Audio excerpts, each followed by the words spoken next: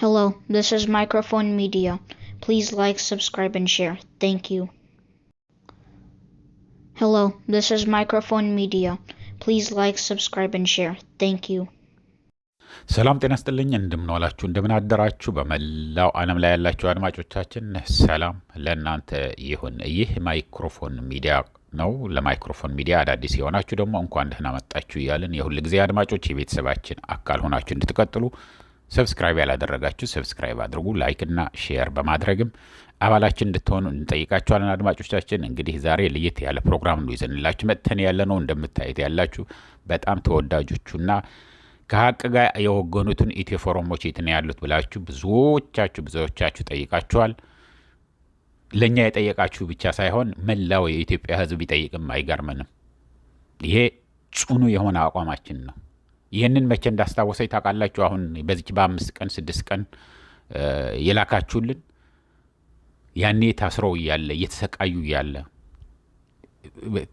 የነዚህ ጋዜጠኞች ጽናት እኮ እኔ እውነት ለመናገር በቃላት ለመግለጽም በጣም ነው የሚከብደኝ። በቃላት ለመግለጽ አይቻልም።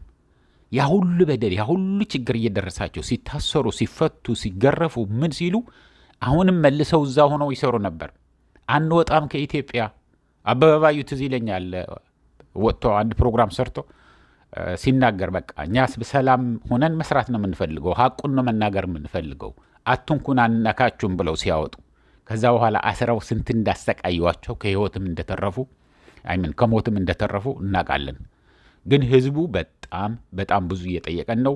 ለእኛ ይህን ያህል የጠየቃችሁ ለእነሱስ ምን ያህል እንደምትጠይቁ ለሌሎች ቻናሎቹን ምን ያህል እንደምትጠይቁ ነው የገባኝ። ኢትዮ ፎረሞች ከህዝብ ጋር የወገኑ ናቸው። በጨለማ ጊዜ ከሀቅ ጋር የሚቆሙ ናቸው። ሆይ ሲበዛ ሁሉንም ከኢማሙ፣ ከቄሱ፣ ከጳጳሱ፣ ከአዋቂው፣ ከሽማግሌው፣ ከህፃኑ፣ ከሴቶቹ ጋር ሁሉም አንድ ላይ ሆነው መጥፋት አለበት ይሄ ህዝብ።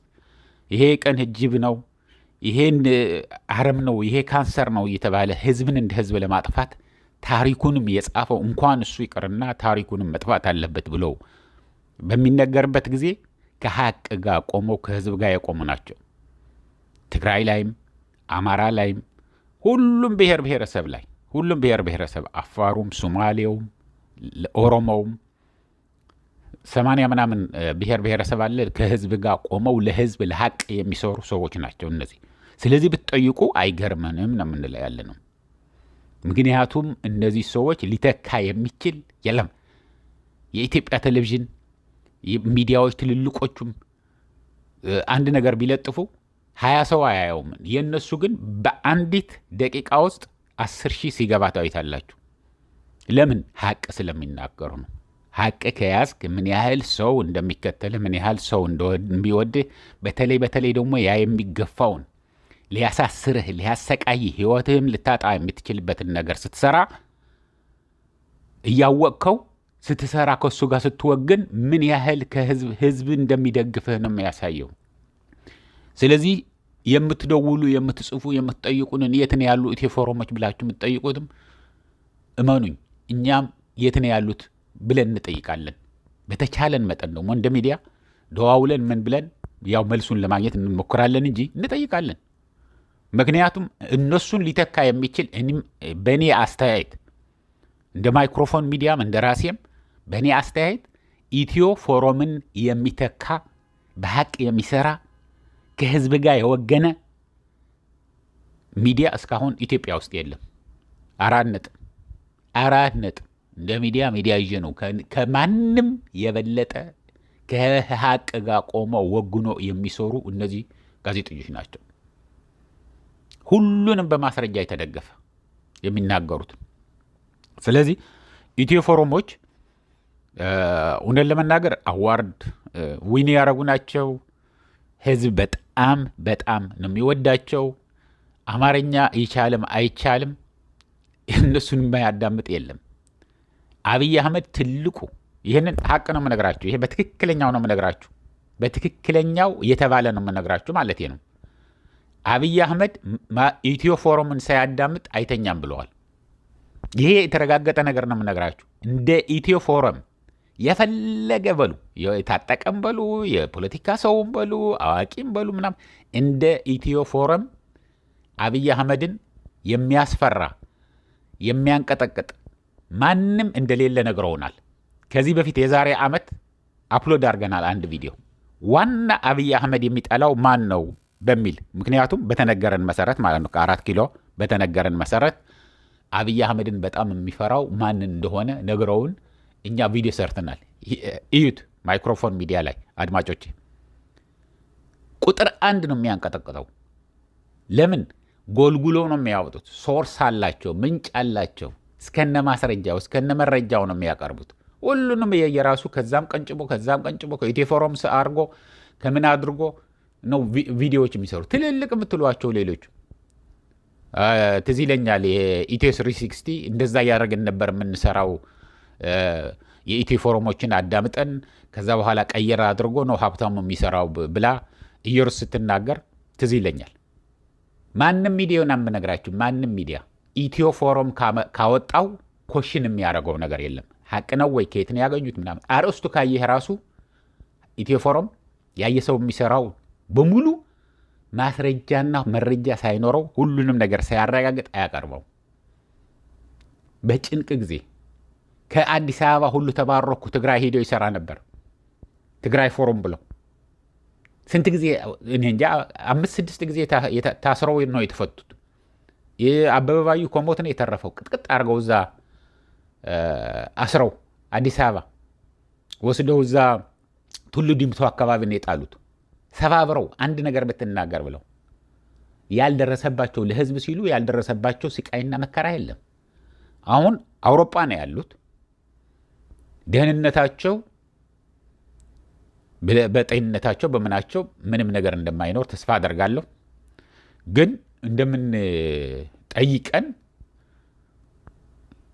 ታማኝ የሆኑ ሶርሶችን ጠይቀን እንዳረጋገጥ ነው ደህና እንደሆኑ ጤንነታቸው ደህና እንደሆነ በሰላም እንደሆነ ነው የነገሩን። ሌላ ዝርዝር አላገኘንም። እኛም ዝርዝሩ ምንድን ነው ለምንድን ነው ያቆሙት?